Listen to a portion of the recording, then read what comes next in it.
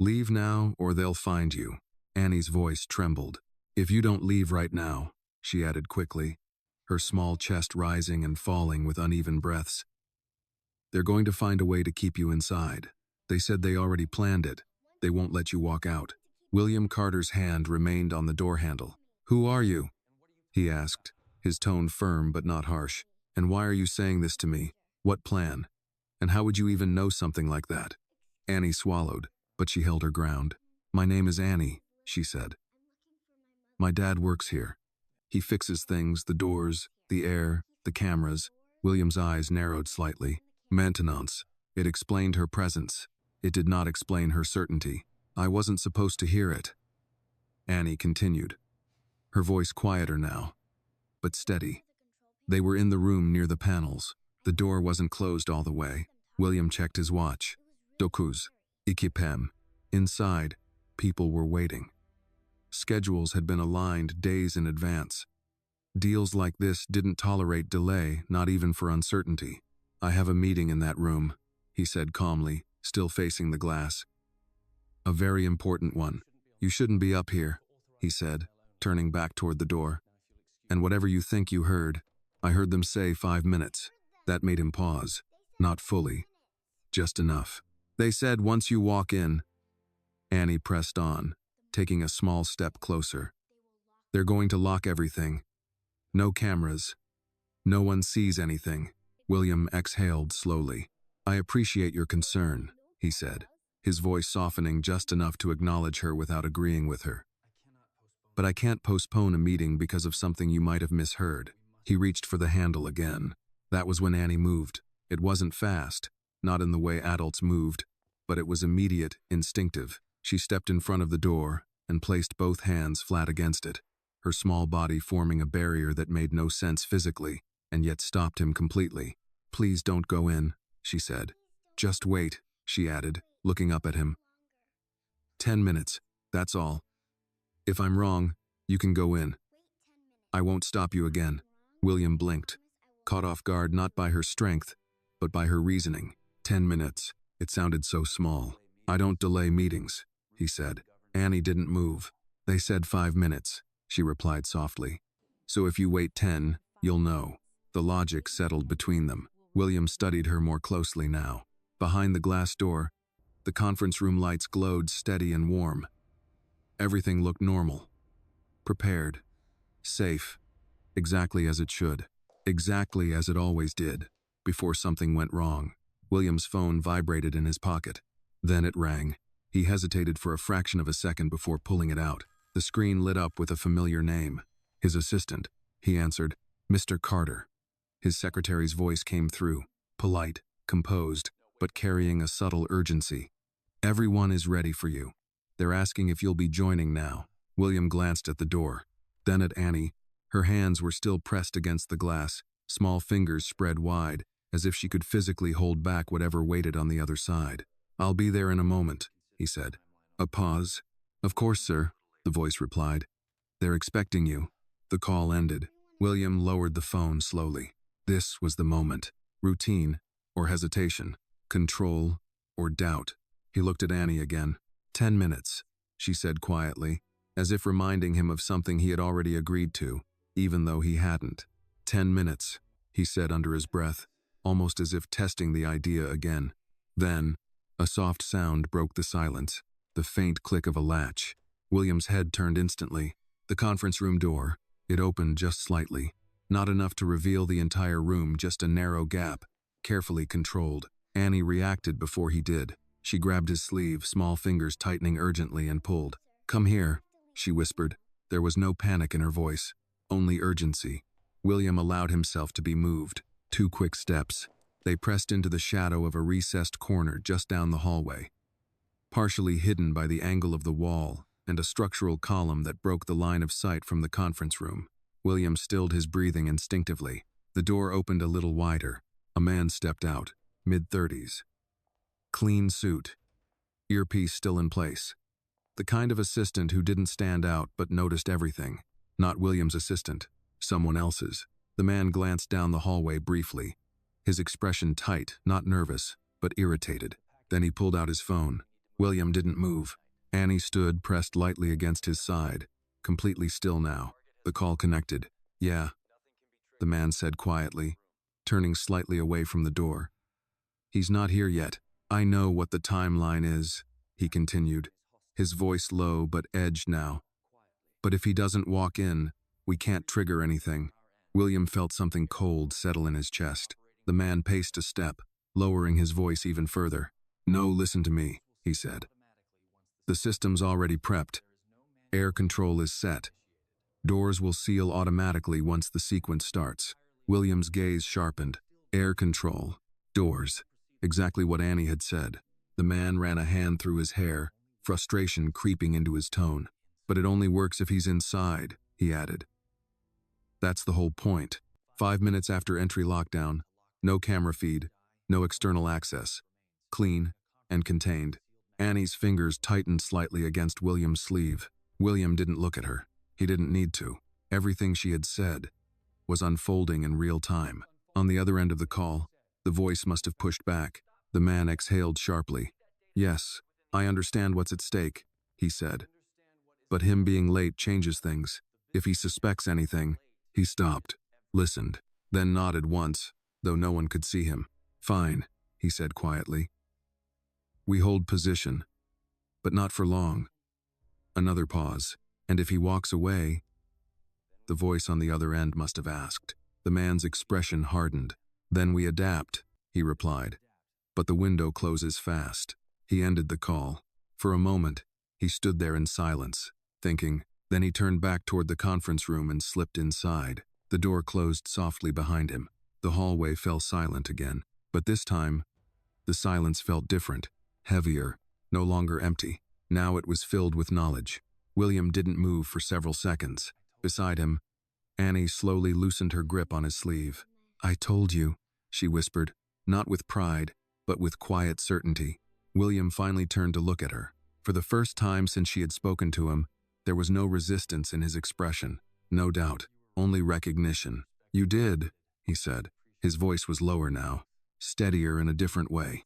Not the confidence of control, but the clarity of truth. He straightened slightly, glancing once more toward the closed conference room door. Just minutes ago, he would have walked straight into it. No hesitation, no question. Now, he saw it for what it was. Not a meeting, a trap. If this moment gave you chills and made you think about how close the truth can hide in plain sight, take a second to like this video, drop a comment telling me where you are watching from, and subscribe to the channel for more stories where justice finds its way back into the light. William exhaled slowly, the weight of that realization settling fully into place. They were going to seal the room, he said quietly. Control the air. Shut down the cameras. Annie nodded. And no one would know, she added. William's jaw tightened. He looked down the hallway, then back toward the maintenance corridor Annie had mentioned earlier. The pieces were aligning now. System access, timing, internal knowledge. This wasn't random. It was someone who understood his building. And his schedule. William glanced down at Annie again. You shouldn't be here, he said softly, but there was no dismissal in it now. Only concern. Annie shook her head slightly. If I wasn't, she said, you would have gone inside. William didn't answer, because she was right. He looked once more at the closed door. Then, slowly, he stepped away from the wall, not toward the conference room, but away from it. The decision was no longer difficult. Behind him, Annie followed without needing to be told. And as they moved down the hallway together, William Carter understood something with absolute certainty. He hadn't just avoided a mistake. He had just walked away from a plan designed to end his life. And if that plan existed, then the people behind it were still here. William didn't stop walking until they reached the end of the corridor. Only then did he slow. The distance wasn't far, just enough to put walls and angles between them and the conference room, but it felt like crossing an invisible boundary. Behind them lay something calculated, controlled, and quietly lethal. Ahead, uncertainty. He turned slightly, scanning the hallway. Still empty, still silent, but now he understood that silence differently. It wasn't absence, it was design. They're still inside, Annie said softly. William nodded once. Yes, he replied. And they're waiting for him. The realization didn't come with panic. It came with precision. Every word he had overheard replayed in his mind, not emotionally, but structurally. Timing, systems, dependencies. 5 minutes after entry. Lockdown, air control, no cameras. A system he had trusted, turned into a weapon. William exhaled slowly, then crouched slightly so he was closer to Annie's height. Not towering, not distant. "Annie," he said, his voice calm but firm. "I need you to tell me everything you remember, no matter how small." She nodded immediately. "The room was open a little," she began. "I was sitting on the floor, drawing. I heard them talking." "How many?" William asked. "Two," she said. "One was talking more. The other didn't say much." William's mind moved quickly. Two people inside the control room, one likely executing, one supervising. "What did the quieter one do?" he asked. Annie frowned slightly, thinking. "He didn't move much," she said. "But when he talked, the other one listened." William's eyes narrowed. Authority, not volume. "Did you see him?" William asked. Annie hesitated. "Just a little," she said. "When they came out, he was taller and older, I think." William felt something shift again. Older, taller, quiet authority. There weren't many people in his circle who fit that description and had access to both his schedule and his systems. His jaw tightened slightly, but his voice remained even. "Did you hear a name?" he asked. Annie shook her head. "No, but they talked like they knew you." That, more than anything, settled the last piece into place. This wasn't external. It was internal, carefully placed, carefully timed. William straightened again, his gaze drifting down the hallway toward the maintenance sector Annie had mentioned earlier. "Stay close," he said. They moved again, this time not cautiously, but deliberately. The building around them felt different now. The polished surfaces, the quiet lighting, the controlled climate. All of it still functioned perfectly, but it no longer felt like control. It felt like concealment. They reached the maintenance door Annie had pointed out before. Still slightly open, William pushed it gently. Inside, the hum of machinery greeted them again, low, steady, almost comforting in another context. Now it sounded like something breathing, alive, waiting. William stepped inside, Annie just behind him. The open panel was still there, unchanged. But now, with context, it told a different story. William approached it more closely this time. Carefully, he leaned in, studying the configuration, not touching, not interfering, just observing. He had spent years overseeing systems like this, approving budgets, reviewing reports, trusting specialists. He had never needed to understand every detail. Now, he wished he had. Still, he knew enough. The adjustment wasn't random. It was intentional, subtle, temporary, a configuration that would only activate under specific conditions. Entry, presence, time, 5 minutes. William's expression hardened. "They didn't break anything," he murmured. "They changed behavior." Annie looked up at him. "What does that mean?" she asked. "It means," William said quietly, "everything would look normal. Until it wasn't." He straightened again, stepping back from the panel. A sudden realization struck him, not as a thought, but as a question. "Your father," he said, looking down at Annie. "Where is he?" Annie blinked. "I don't know," she admitted. "He was here earlier. Then he went to fix something downstairs." William's mind shifted instantly. If Marcus was responsible for these systems and someone had accessed them, then either Marcus had been pulled away or deliberately kept away. "Did he say where he was going?" William asked. Annie shook her head. "He just said to wait," she replied. "Like always." William nodded slowly. Routine, predictable, exploitable. He glanced once more at the panel, then back toward the hallway. "They needed him out of the way," William said quietly. Annie didn't respond, but her silence felt like understanding. A faint vibration broke the moment. William's phone. He pulled it out. Another call. Same contact. His assistant. He stared at the screen for a second before answering. "Yes. Mr. Carter." Her voice came through, still composed but tighter now. "They're asking again.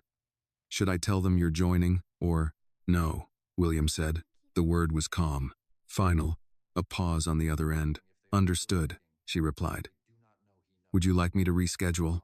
William glanced at Annie, then at the open panel, then toward the hallway that led back to the trap waiting for him. "No," he said again. "Do not reschedule. Keep them there." A longer pause this time. "Yes, sir," she said carefully. The call ended. Annie tilted her head slightly. "Why keep them there?" she asked. William slipped the phone back into his pocket. "Because," he said, his voice quiet but precise. "If they're waiting, they don't know I know." Annie's eyes widened just a little. William turned toward the door. "And right now," he added, "that's the only advantage we have." They stepped back into the hallway. The air felt different again, not heavier, not lighter, sharper, focused. William Carter had spent his life building control. Tonight, for the first time, he understood something deeper. Control wasn't about having power. It was about knowing the truth before anyone else did. And thanks to a 6-year-old girl who refused to stay quiet, he did. He looked down at Annie. "Stay with me," he said. She nodded, and together, they walked back toward the center of the building, not as targets, but as the only two people who could still change what was about to happen. William slowed as they stepped back into the main corridor. He didn't stop completely, but his pace changed, measured now with intention. Every movement carried weight. Every sound, no matter how faint, registered. Behind them, the maintenance room door remained slightly open. Ahead, the conference room waited, unchanged, unaware. "They think you're coming," Annie said quietly. William nodded. "Yes," he replied. "And that's what makes this dangerous." He glanced toward the ceiling. The lights glowed steadily soft, warm, controlled. The kind of lighting designed to create comfort, to reassure, but now he saw it differently, not as comfort, as cover. "Annie," he said, lowering his voice, "we can't walk back there the same way." She looked up at him. "Why?" she asked. "Because if anyone sees us now," William said, "they'll know something changed." Annie thought for a moment. "Then we don't let them see us," she said simply. William almost smiled, not because it was clever, because it was true. He turned his head, scanning the structure of the floor, the intersections of hallways, the angles of glass partitions, the positioning of support columns. For years, he had moved through this space without needing to notice it. Now he studied it like a map. "There's a secondary corridor," he said, more to himself than to her. "Service access. Runs parallel to the main hall." Annie pointed immediately. "Back there," she said, "near the elevators." William followed her gesture. Of course, the same system that allowed maintenance to move unseen would allow them to do the same. "Stay close," he said. They moved again, this time not toward the center of the building, but along its edge, where design gave way to function. The lighting shifted subtly as they entered the secondary corridor, cooler, less polished, less concerned with appearance. This was where the building revealed itself. Pipes behind panels, access points behind plain doors, the reality behind the illusion. Their footsteps were quieter here, more contained. William stopped at the corner where the service corridor intersected with a narrow viewing gap, a section of glass that looked into the main hallway from an angle. From here, they could see the conference room door, still closed, still waiting, but now they were watching it, not the other way around. William leaned slightly, careful to remain out of sight. "Anyone comes out," he said softly, "we see them first." Annie nodded, standing just behind him. For a moment, neither of them spoke. Time passed differently now, not in minutes, in awareness. Every second stretched, sharpened by anticipation. William checked his watch. "Doku's on, PM." 5 minutes past the original window. If the plan had depended on his entry, then it had already failed, which meant, "They'll change something," he murmured. Annie looked up. "What do you mean?" "They won't wait forever," William said. "Plans like this don't stop. They adapt." As if summoned by the thought, the conference room door opened again. William stilled instantly. A different man stepped out this time. Older, taller, composed in a way that didn't need attention. He didn't rush, didn't look around nervously. He simply stepped into the hallway and stood there for a moment, as if considering something. Annie leaned closer, barely breathing. "That's him," she whispered. "The quiet one." William's eyes fixed on the man, and in that instant, recognition settled in, not from the face alone, from the presence, from the way the man stood, From the absence of hesitation, a man who expected the world to move according to his decisions. William's jaw tightened. He knew him, not as an employee, not as an outsider. As a partner, someone who had sat across from him in meetings, someone who had shaken his hand, someone who understood every system in this building, because William had trusted him with it. The man took out his phone, dialed, waited, then spoke. William couldn't hear every word from this distance, but he didn't need to.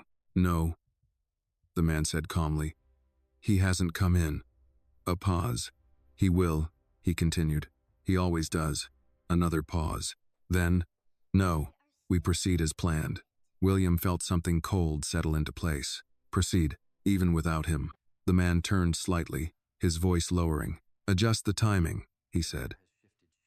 "We don't need 5 minutes if we control the flow earlier."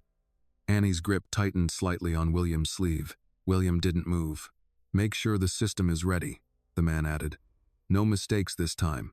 He ended the call, stood still for a moment, then walked back into the conference room. The door closed behind him. Silence returned, but everything had changed. Annie looked up at William. "They're still going to do it," she whispered. William nodded slowly. "Yes," he said. "Just differently." He stepped back from the glass. His mind was already moving faster now, sharper, more focused than it had been all night. This was no longer about avoiding the trap. It was about understanding it. "They adjusted the timing," he said, "which means the system can activate without me inside. Or they'll create a reason to bring me in." Annie frowned. "But you're not going," she said. William looked down at her. "No," he replied. "I'm not." A pause. Then, "But someone else might." Annie's eyes widened. "My dad?" The question landed heavily. William didn't answer immediately, because it was possible. Too possible. If Marcus returned, if he was asked to check something, if he stepped into that room without knowing, the plan wouldn't fail. It would just change its target. William turned toward the corridor leading deeper into the building. "We need to find him," he said. Annie nodded instantly. Without hesitation, without fear, just certainty. They began moving again faster now, but still controlled. Every step carried urgency, not panic, purpose. As they disappeared into the service corridor, the conference room remained behind them, sealed, waiting, still holding a plan that had not been stopped, only delayed. And somewhere within the building, a man who had built everything on control realized something with absolute clarity. The most dangerous threat was never the system. It was the person who knew exactly how to use it. William didn't slow down. The moment Annie said it, "My dad," the situation stopped being strategic and became immediate. The plan was no longer contained inside a room. It had already begun to move, and if it moved, it could reach anyone. "We don't have much time," William said, his voice low but sharpened with urgency. "If they're adjusting the plan, they'll use whatever or whoever is closest to the system." Annie kept pace beside him, her small steps quick but steady. "My dad always checks things when something changes," she said. "If something's wrong, they'll call him." William nodded once. "That's exactly what I'm concerned about." They moved deeper into the service corridor, where the building's polished identity faded completely. Here, the walls were unfinished, lined with access panels, electrical conduits, and maintenance signage most people would never notice. The hum of machinery grew louder, alive, present, controlling everything. William glanced at each junction as they passed, scanning for movement, listening for anything out of place. "Where would he go first?" he asked. Annie didn't hesitate. "The control hub," she said. "Downstairs. That's where the main system is." William adjusted his direction immediately. "Then that's where we go." They reached a stairwell door unmarked, heavy, used only by staff who understood the building beyond its surface. William pushed it open. The air inside was cooler, carrying a faint metallic scent. "Careful," he said quietly. They began descending. Each step echoed softly, contained within the concrete shaft. The sound of their movement felt amplified, not loud, but unavoidable. Halfway down, William stopped. Annie looked up at him. "What is it?" she whispered. William held up a hand, listened. Footsteps. Below. Someone was coming up. William's expression shifted instantly, calculation replacing momentum. He moved Annie gently but quickly toward the side of the stairwell, pressing them both into the shadow just beyond the turn of the landing. "Stay still," he murmured. Annie nodded. The footsteps grew louder, measured, not rushed. A man appeared on the next flight up. Maintenance uniform. Tool belt. William's eyes narrowed. Marcus, Annie's father. Annie's body tensed beside him, but she didn't speak. She didn't move. Marcus climbed steadily, unaware of them, his focus directed upward toward the floor they had just left. William's mind moved fast. If Marcus was heading up, then someone had already called him, right into the path of the plan. William stepped out just enough. Marcus. The name was quiet but firm. Marcus stopped instantly, turned. His eyes widened when he saw who was standing there. "Mr. Carter?" he said, surprised. "What are you?" His voice cut off as Annie stepped forward. "Dad." Everything in Marcus changed in that moment. Confusion, concern, instinct. "Annie? What are you doing down here?" he asked, moving toward her. "You're supposed to be waiting. We need to talk," William said. Marcus looked between them, then back at William. Something in William's expression made him stop asking questions. "What's going on?" Marcus asked, quieter now. William didn't answer immediately. He glanced up the stairwell, then back down, then at Marcus. "Who called you?" he asked. Marcus frowned. "Operations," he said. "Said there was a system irregularity on the executive floor. Air control wasn't responding the way it should." William's jaw tightened, exactly as expected. "And they asked you to check it personally," William said. Marcus nodded slowly. "Yeah." Said it was urgent. Annie looked up at her father. "Don't go up there," she said softly. Marcus blinked. "What?" "They changed something," Annie said. "In the system. I saw it. I heard them." Marcus looked confused now, but not dismissive. "What are you talking about?" he asked. William stepped forward. "The system has been tampered with," he said, his voice calm but precise. "Deliberately.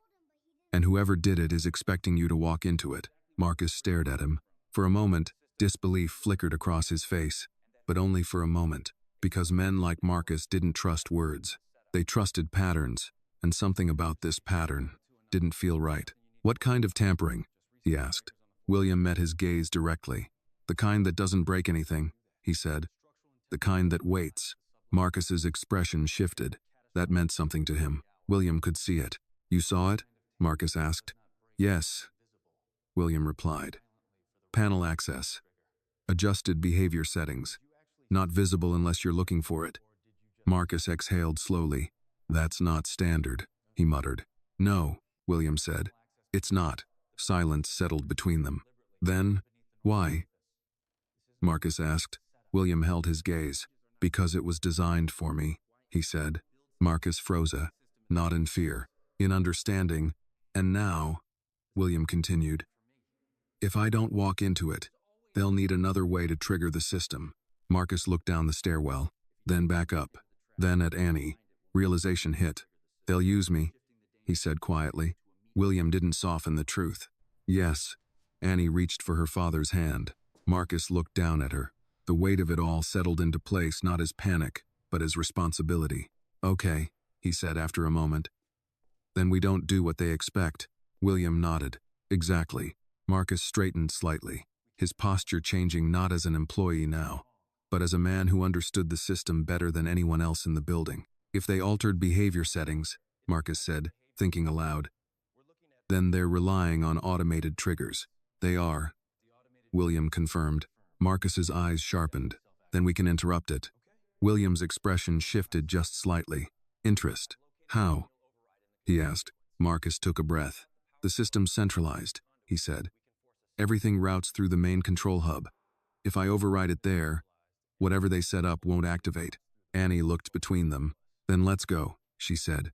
Marcus glanced down at her, then back at William. A silent agreement passed between them. Not spoken. Understood. William gestured down the stairs. "Lead the way." Marcus turned.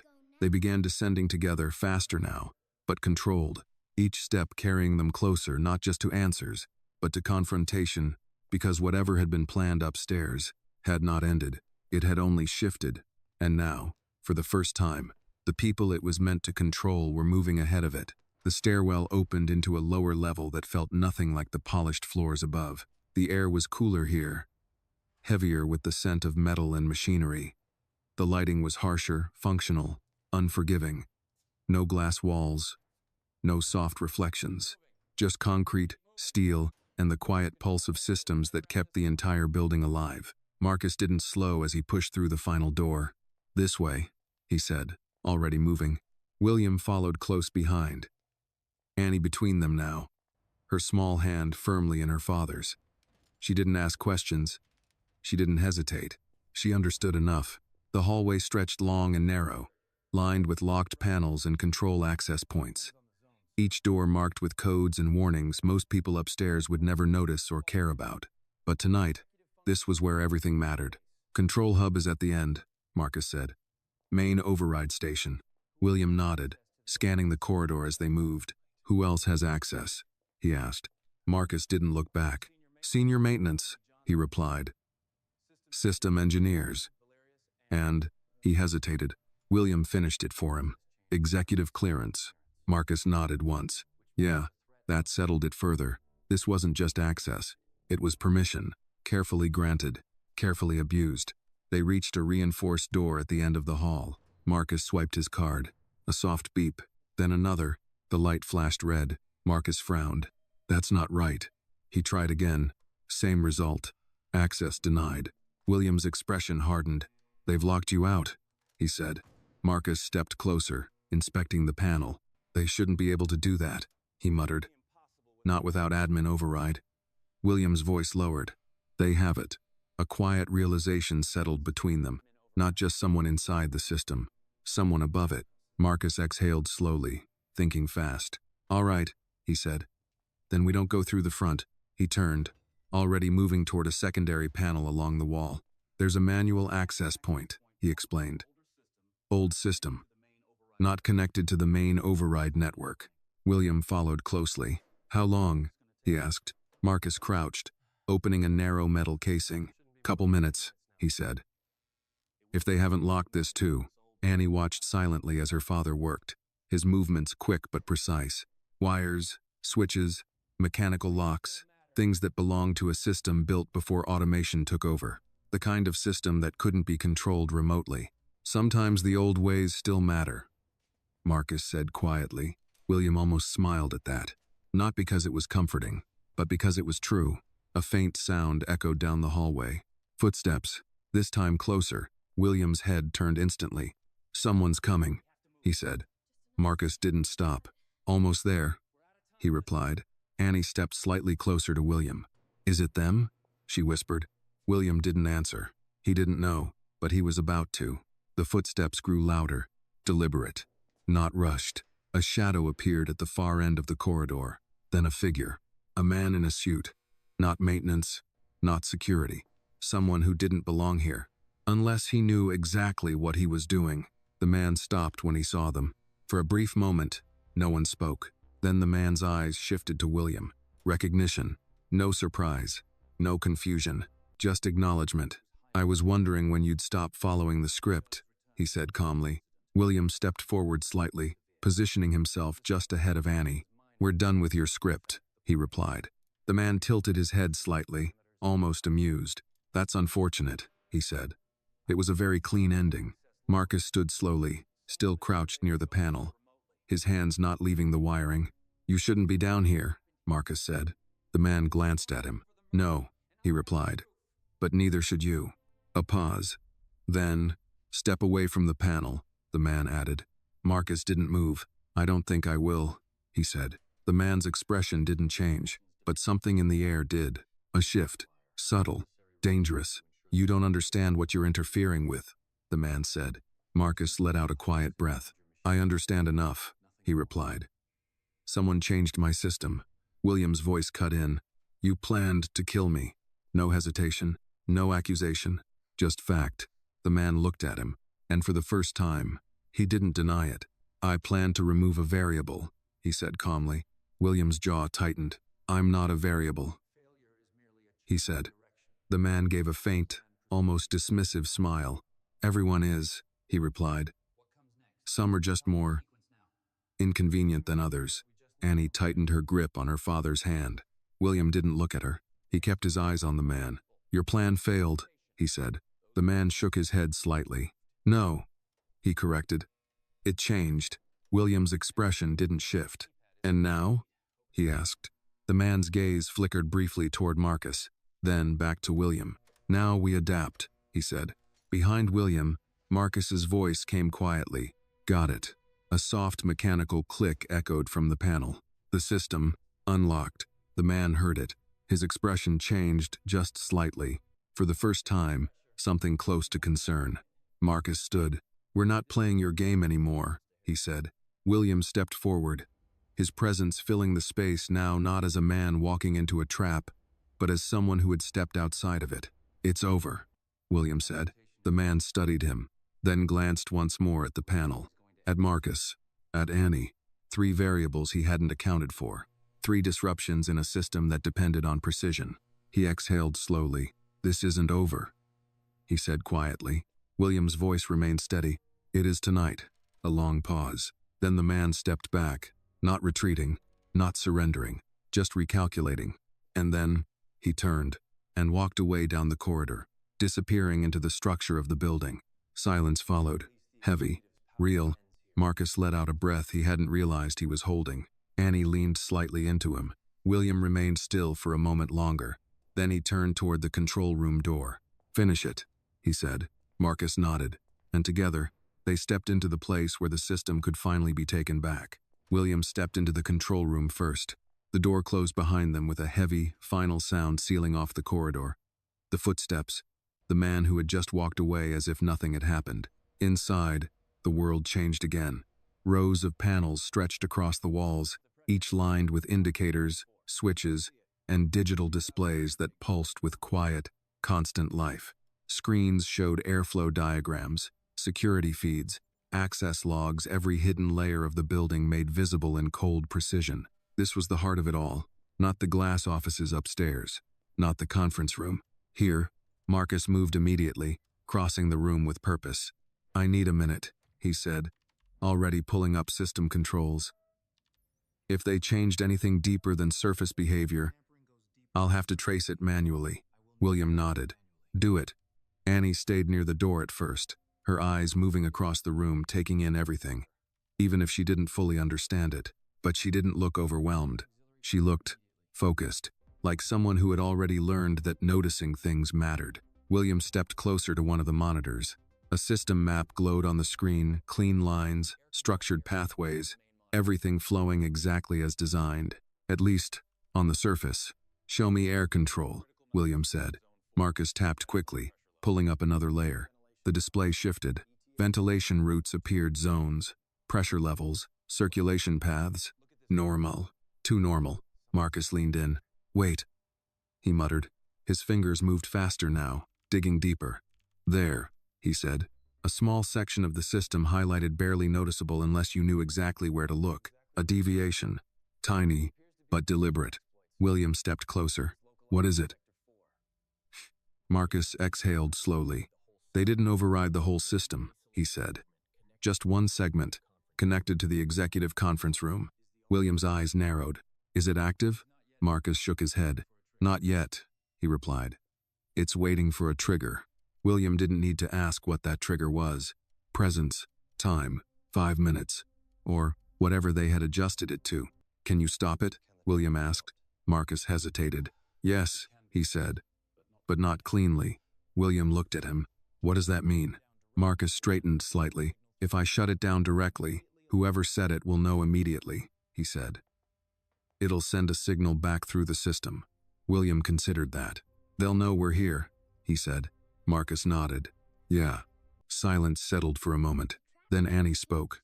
"What if you don't shut it down?" Both men looked at her. She stepped closer, pointing at the screen. "What if you change it?" she said. Marcus frowned slightly. "Change it? How?" Annie hesitated, searching for the right words. "Like, make it do something else," she said. "So they think it's still working, but it's not what they planned."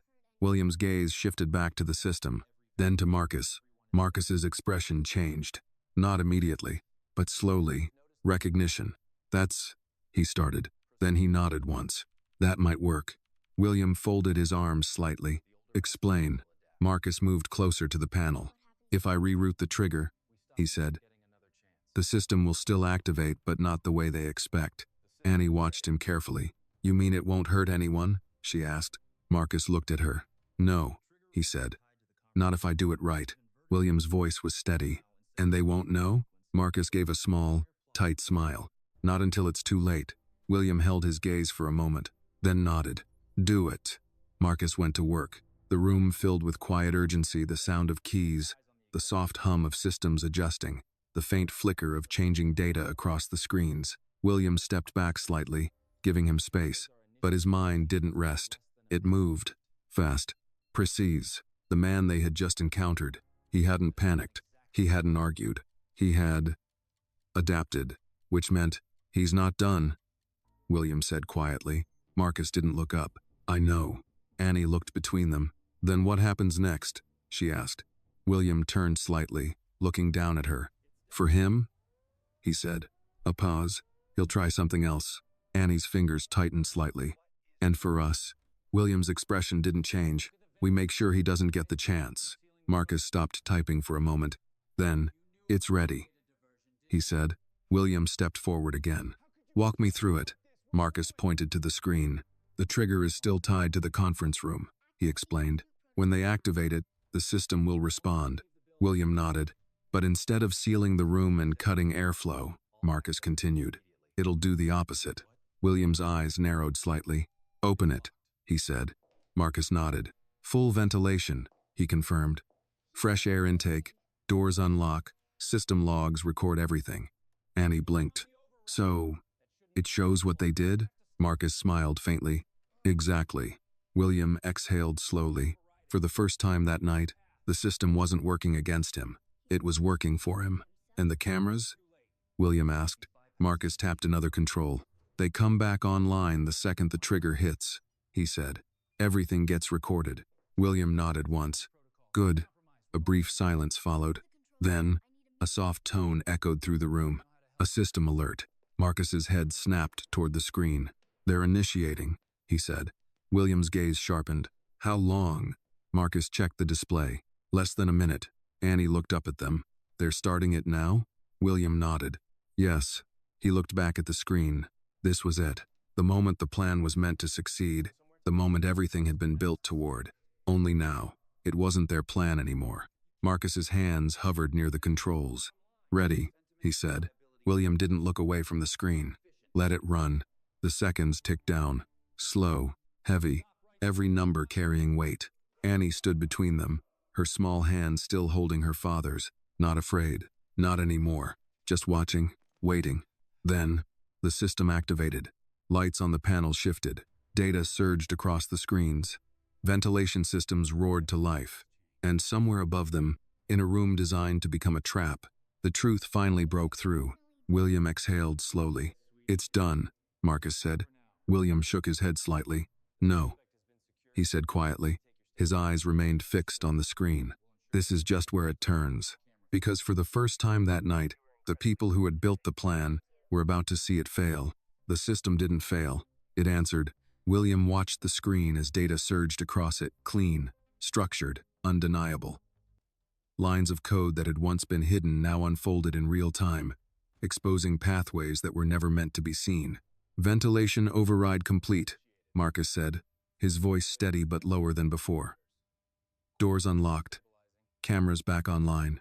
Above them, the building breathed differently, not sealed, not silent, alive. Annie stepped closer to the monitor, her eyes fixed on the shifting images. What's happening up there? She asked. Marcus switched the display. The screen split into multiple feeds. The executive conference room appeared.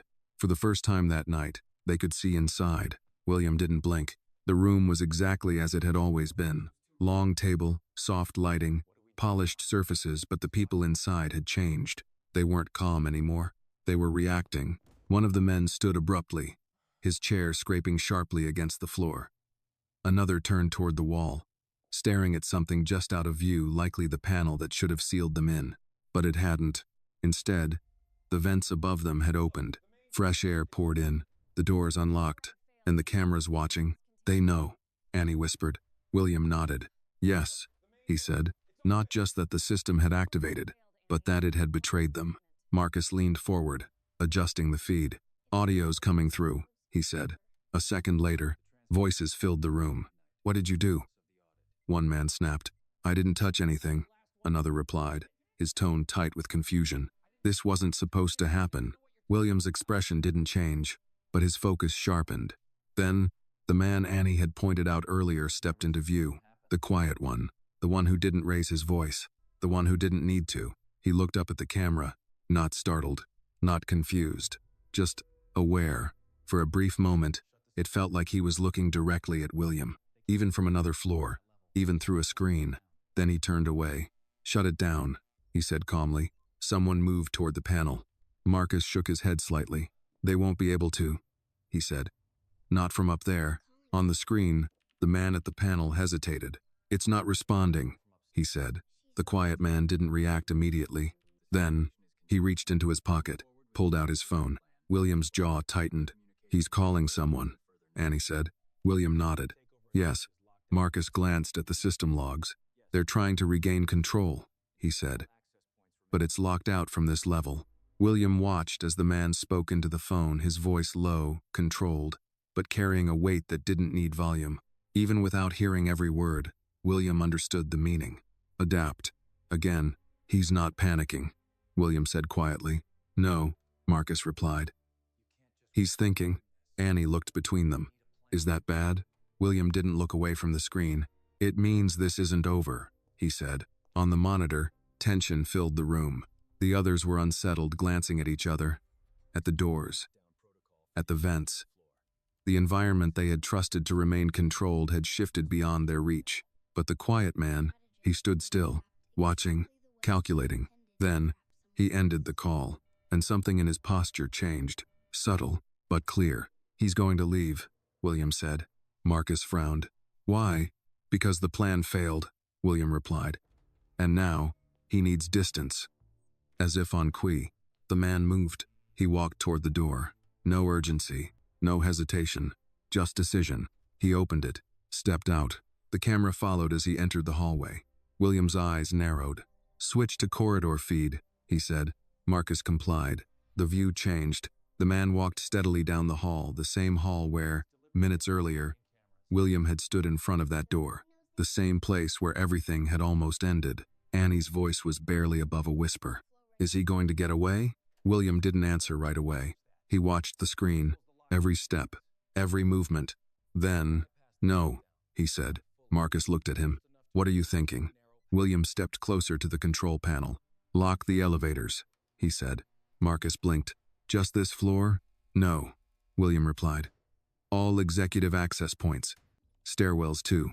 Marcus's hands moved immediately. "You're trapping him," he said. William's voice remained calm. "I'm containing him." Annie looked up at him. "But he did that to you," she said. William finally looked down at her. "Yes," he said. A pause. Then, "And now he knows what it feels like." Marcus finished the command. "Done," he said. On the screen, the man reached the elevator, pressed the button, waited. Nothing happened. He tried again. Still nothing. He turned, walked toward the stairwell, pushed the door. It didn't open. For the first time, he stopped moving, completely, a stillness that wasn't calm. It was realization. "He's locked in," Annie said. William nodded. "Yes." On the screen, the man slowly turned his head, looking down the hallway, thinking, calculating, searching for another path. But there wasn't one. Not anymore. William exhaled quietly. "For someone who believed in control," he said, "he never expected to lose it." Marcus leaned back slightly. "So what now?" William's eyes remained on the screen. "Now," he said, "he has to face what he built." Annie watched the monitor. The man stood alone in the hallway now. No exit. No system to hide behind. No plan left to adjust. Just consequences. And for the first time that night, the danger had stopped moving forward. It had turned back, right toward the one who created it. The hallway camera held steady. William didn't look away. On the screen, the man stood motionless for several seconds, his body still, but his mind clearly moving. Even from a distance, the shift was visible. Not panic. Not fear. Recalculation. "He's not finished," William said quietly. Marcus leaned forward, studying the feed. "He's out of options," he replied. No elevators, no stairwell access. Systems locked tight. William shook his head slightly. Men like him don't rely on one option, he said. They build layers. Annie watched the screen, her small face tense but focused. What does that mean? She asked. It means, William said, he planned for something going wrong, as if the building itself responded to that thought. The man moved, not toward the elevators, not toward the stairwell. He turned down a side corridor. Marcus frowned. That's not a public access route, he said. William's eyes narrowed. No, he replied. It's not. Switch camera, William ordered. Marcus tapped quickly. The feed changed. Now the man appeared on another screen walking down a narrower hallway, one rarely used except by maintenance and internal staff. The same network William and Annie had used earlier. He knows the building, Annie said softly. William nodded. Yes, he said. Better than he should. The man stopped in front of a panel. Not a door, not an exit. A control point. Marcus's expression changed instantly. That's a local override, he said. Limited access, but enough to open certain routes. William stepped closer. Can he bypass the lockdown? He asked. Marcus hesitated. Not fully, he said. But he might be able to open a path. Annie tightened her grip on the edge of the console. So he can still get out? William's voice remained calm. Only if we let him. On the screen, the man crouched slightly, opening the panel with practiced ease. No hesitation, no searching.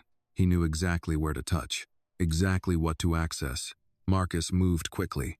I'm blocking that node, he said. His fingers flew across the controls. The system responded, but not fast enough. On the monitor, a small section of the building layout blinked. Unlocked. A narrow route. He found a gap, Marcus said. William's jaw tightened. Where does it lead? Marcus checked the system map. Service elevator, he said. Restricted access. Not connected to the main lock. William exhaled slowly. There it was, the layer beneath the layer. He planned an exit, William said. Marcus nodded. Yeah. Annie looked between them. What do we do? William didn't hesitate. Close it, he said. Marcus tried. I'm on it, he replied. But the system resisted. Something's blocking remote override, Marcus said. He's locking it from his side. William watched the screen. The man stood again. Calm, efficient. He had what he needed. And he was moving. Switch to elevator feed, William said. Marcus complied. The camera changed. The man stepped into the service elevator. The doors slid open, then closed behind him. For a brief moment, silence. Then the system updated. He's going down, Marcus said. William's gaze hardened. To where? Marcus checked. Parking level, he said. Annie's voice was small. He's going to leave. William didn't answer immediately. He stared at the screen, at the empty hallway where the man had just been, at the system that had almost taken his life, now being used to escape. No, William said quietly. Annie looked up. But he's not leaving, William said. Marcus turned toward him. What are you thinking? William's mind moved quickly now, faster than before, sharper than at any point that night. He's still inside the system, he said. Which means he's still visible. Marcus understood immediately. You want to track him? William nodded. Every step. Marcus began typing again, pulling up a different interface. Service elevator feed is limited, he said. But I can pull movement logs. Predict exit point. Annie watched the screen. Numbers, lines, data, things she didn't fully understand, but she could feel the tension. He's not going to stop, is he? She asked. William looked down at her. No, he said. A pause. Not unless we stop him. Marcus spoke again. I've got it, he said. He'll reach the lower parking level in 30 seconds. William straightened. Security. Marcus shook his head. Locked out of the system earlier, he said. We'd have to call them manually. William didn't hesitate. Do it. Marcus grabbed a nearby phone, dialing quickly. Annie looked at William. Will they get there in time? William's gaze returned to the screen. Maybe, he said. Then, but we don't wait for maybe. Marcus spoke into the phone, his voice urgent now. Lower parking level, he said. Service access. Now. He hung up. William turned toward the door. Annie noticed immediately. Where are you going? She asked. William looked at her. To meet him, he said. Marcus frowned. That's not safe, he said. William's expression didn't change. Neither was walking into that room, he replied. A beat of silence. Then, I'm not letting him disappear, William added. Annie stepped forward slightly.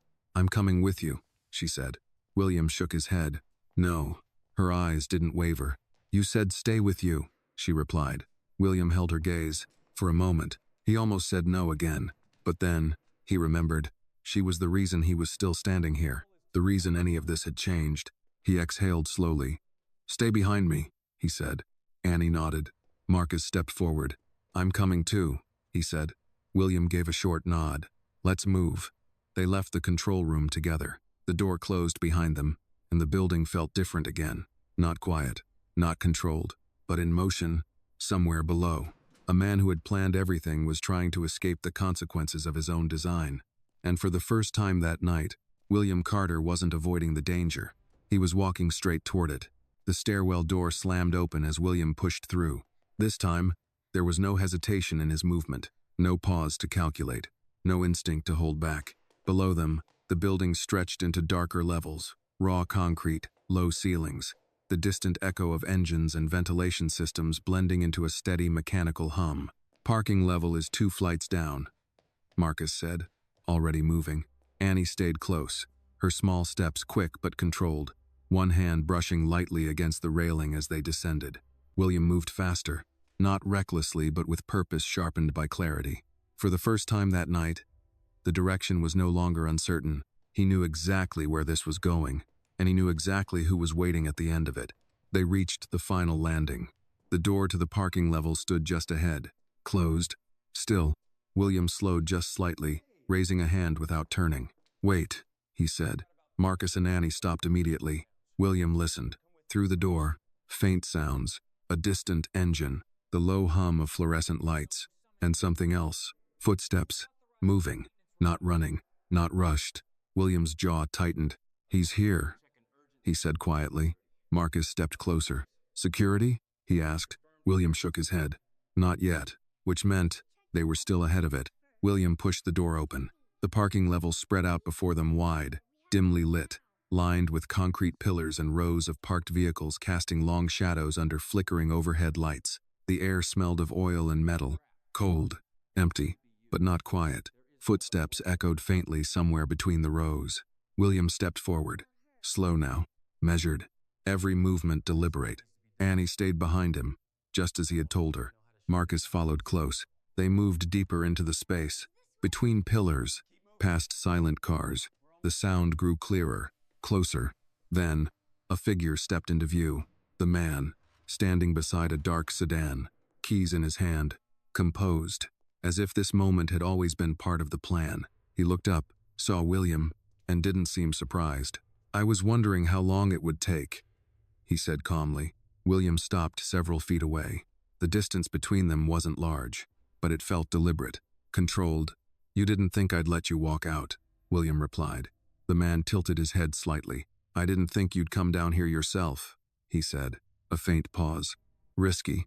William's expression didn't shift. You miscalculated, he said. The man almost smiled. No, he replied. I adjusted. Behind William, Marcus tensed slightly. Annie remained still, watching, listening. You lost control of the system, William said. The man glanced briefly at the ceiling. Systems are temporary, he said. People are not. William's voice was steady. You planned to kill me. The words hung in the air, clear, undeniable. The man didn't deny it. You were becoming a liability, he said simply. Marcus took a step forward. That's not business, he said. That's murder. The man looked at him. No, he said calmly. That's efficiency. Annie's hand tightened slightly behind William. William didn't move. You built this with me, he said. The man met his gaze. Yes, he said. A pause, and I knew exactly how to end it. Silence stretched between them. Then, you won't get away with it, William said. The man lifted the keys slightly. I already have, he replied. And then, he moved, fast, not toward William, toward the car. William reacted instantly. Stop. Ode. The man reached the door, but before he could open it, a sharp sound cut through the air. Don't move. Voices. From behind. Security. 3 guards emerged from the far end of the parking level, moving quickly, weapons drawn but controlled. The man froze, not in panic. In calculation, his eyes flicked toward the guards, then back to William. For a brief moment, everything balanced on a decision. Run, or stop. He exhaled slowly. Then, he let the keys fall. They hit the concrete with a sharp, final sound. The guards moved in, closing the distance, securing him quickly, efficiently, hands restrained. Control regained. William didn't move. He watched, not with anger, not with relief, with something quieter, something heavier. The man didn't resist. Even as he was held, even as the plan collapsed around him, his expression remained composed. He looked at William one last time. "This doesn't change anything," he said. William stepped closer. Now the distance between them was gone. "It changes everything," he replied. A pause. Then, "You lost," William added. The man shook his head slightly. "No," he said. "You just survived." William held his gaze. For a moment, the truth of that lingered. Then, "Take him," one of the guards said. They began to move him away. His footsteps echoed across the concrete, fading, until he disappeared from sight. Silence followed. Real silence. Not the controlled kind from before. Not the dangerous kind. Just stillness. Marcus exhaled deeply. "It's over," he said. William didn't answer right away. He looked around the parking level, at the shadows, at the space where everything had almost ended, and where it had been stopped. Then he looked down. Annie stood quietly beside him, small, still, but steady. She looked up at him. "Is it done?" she asked. William held her gaze. For a moment, he thought about everything that had happened. The system, the plan, the betrayal, and the one voice that had cut through all of it. "Yes," he said finally, "it's done." But as they stood there, William understood something that would stay with him long after that night ended. He hadn't saved himself. He had been warned. And this time, he had listened. The parking level didn't return to normal right away. Even after the guards disappeared with the man. Even after the echo of their footsteps faded into the structure of the building, something lingered in the air like the space itself needed time to understand what had just happened. William remained where he was. Still, quiet. The overhead lights flickered faintly above, casting long shadows across the concrete floor. Somewhere in the distance, a car engine turned over, then faded as it drove away. Unaware of how close everything had come to ending differently, Marcus shifted beside him, running a hand slowly across the back of his neck. "That could have gone a lot worse," he said. William nodded, but his expression didn't soften. "It almost did," he replied. Annie stood close, her small hand resting lightly against her father's arm now. The urgency that had carried her through the night had settled, replaced by something quieter, fatigue, maybe, or the slow return of being a child again after having to act like something more. William looked down at her. "You did exactly the right thing," he said. Annie didn't smile. She just nodded once. "I just didn't want you to go in there," she said. The simplicity of it stayed with him. No strategy, no calculation, just instinct. Marcus crouched slightly, pulling Annie closer. "You scared me," he said softly. Annie leaned into him. "I know," she replied. William turned away slightly, giving them a moment not out of distance, but respect. This was something he understood, even if he rarely stood inside it. Family, protection, the kind of responsibility that didn't come from power, but from care. Footsteps returned. This time, slower, measured. A group of security officers approached, led by a man William recognized, head of building security. Older, composed, carrying the weight of responsibility in the way he moved. "Mr. Carter," he said, stopping a few feet away. "We have him secured. Law enforcement is on the way." William nodded once. "Good," he said. The man glanced briefly at Marcus, then at Annie, his expression shifting just slightly. "We'll need statements," he added. "From all of you." Marcus straightened. "Of course," he said. William's voice remained calm. "You'll have everything you need," he said. "System logs, camera feeds, all of it." The security chief nodded. "We've already started pulling data," he replied. A pause.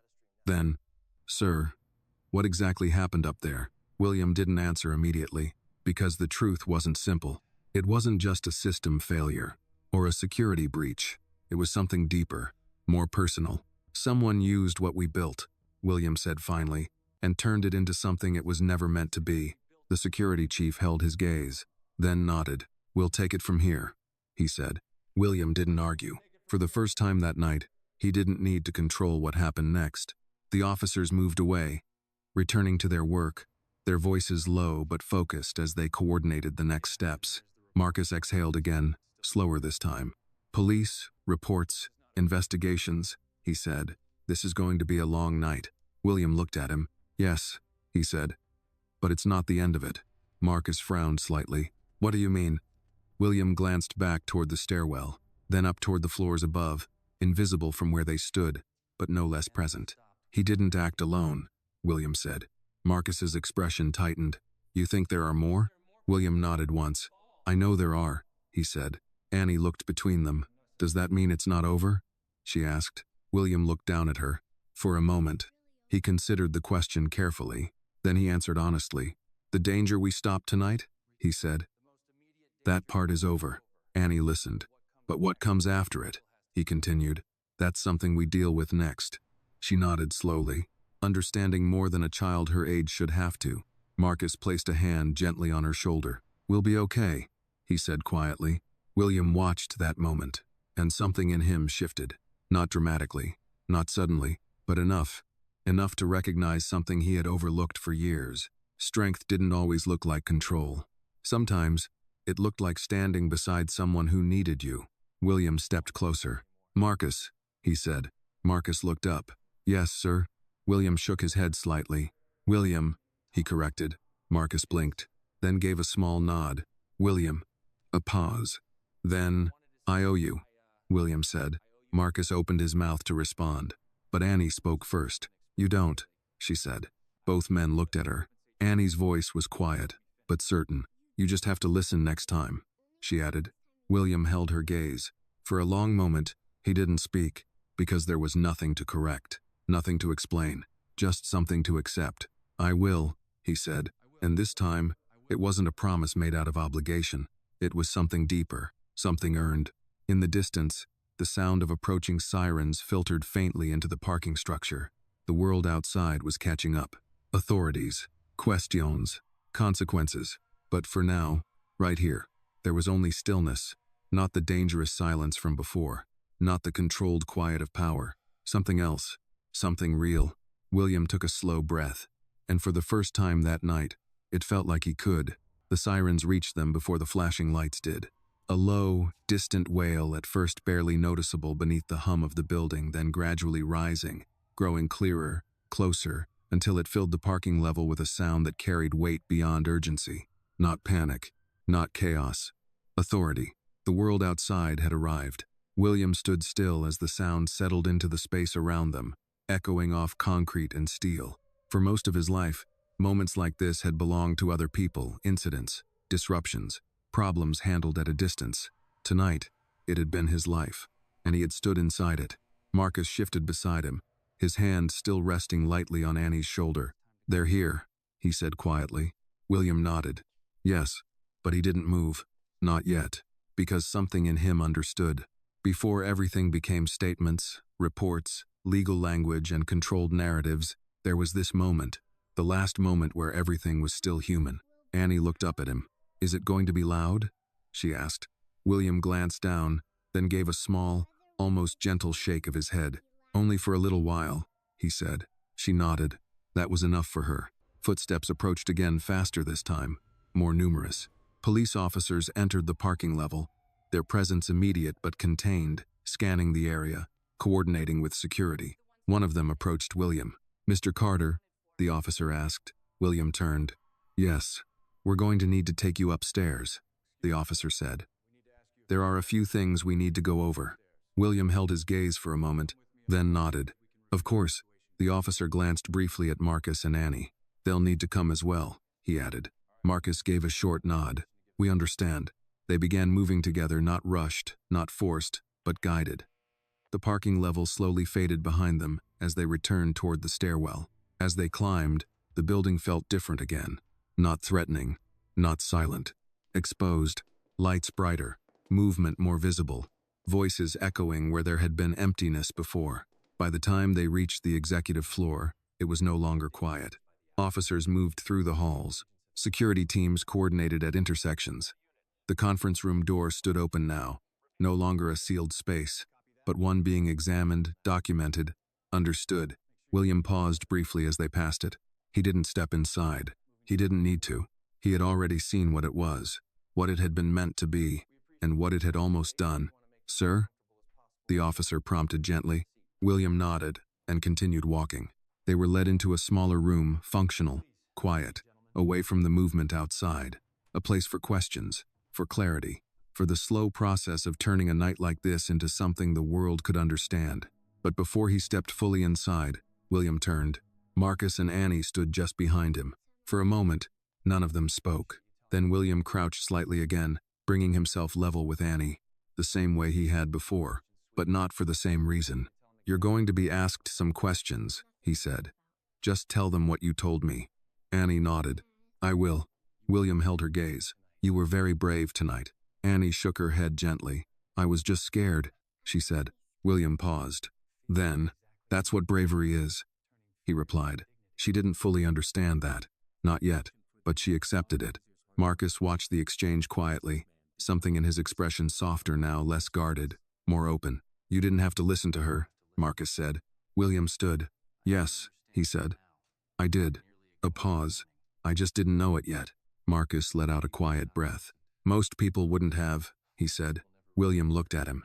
"Most people didn't hear her," he replied. Silence followed. Then the officer gestured again. "We're ready, sir." William nodded. "Give us a minute." The officer stepped back. William looked at both of them one more time. "There's going to be a lot that comes after this," he said. "Investigations. Changes. People asking questions." Marcus nodded. "We'll handle it." William's gaze shifted to Annie. "But one thing doesn't change," he said. Annie tilted her head slightly. "What?" "What?" William didn't hesitate. "You mattered tonight," he said. The words were simple, but they carried something deeper than anything else he had said. Annie held his gaze, then nodded once, as if she understood just enough. William straightened. Then, without ceremony, without distance, he extended his hand to Marcus. Not as a boss, not as a man above him, but as an equal. Marcus looked at it for a moment, then took it. Firm. Real. "Thank you," William said. Marcus gave a small nod. "You listened," he replied. William released his hand, then turned, and stepped into the room. The door closed behind him. Outside, the building continued to move, officers working, voices rising and falling, the system returning to something that resembled order. Marcus knelt beside Annie. "You okay?" he asked. She nodded. "Yeah." A pause. Then, "Dad?" "Yeah." Annie looked toward the closed door where William had just gone. "He's different now," she said. Marcus followed her gaze, then looked back at her. "Yeah," he said quietly. "I think he is." Annie leaned lightly against him. The noise of the building didn't feel as loud anymore. Not overwhelming, just distant. "Are we going home soon?" she asked. Marcus smiled faintly. "Yeah," he said. "Soon." And as they sat there waiting, together the night slowly began to release its hold. Not all at once, not completely, but enough. Enough for breath to come easier. Enough for the world to feel steady again. Inside the room, William stood alone for a moment before the questions began. He looked at the table, at the chair, at the space where decisions would now be explained instead of made. And for the first time in a long time, he didn't think about control. He thought about a small voice in a quiet hallway, a moment he almost ignored, a truth that didn't come from power, only from being seen. William sat down, and as the door closed fully behind him, one understanding settled clearly, finally, into place. Sometimes the most important warning doesn't come from the people you trust. It comes from the one person you almost didn't hear. And if you listen, it can change everything. This story reminds us that danger does not always arrive loudly. It often hides behind trust, routine, and systems we believe are safe. True awareness comes not from power, but from the willingness to listen, especially to those we tend to overlook. A child, with no authority and no agenda, saw what others missed because she trusted her instincts and chose to speak. And a man who had built his life on control survived only because he finally chose to listen. The lesson is simple, yet profound. Respect every voice, no matter how small. Because sometimes the truth that saves your life comes from the person you least expect. This video is a work of fiction created with the assistance of artificial intelligence. All characters, events, and situations are not real and do not represent any actual people or true stories. The content is intended for storytelling and emotional illustration only.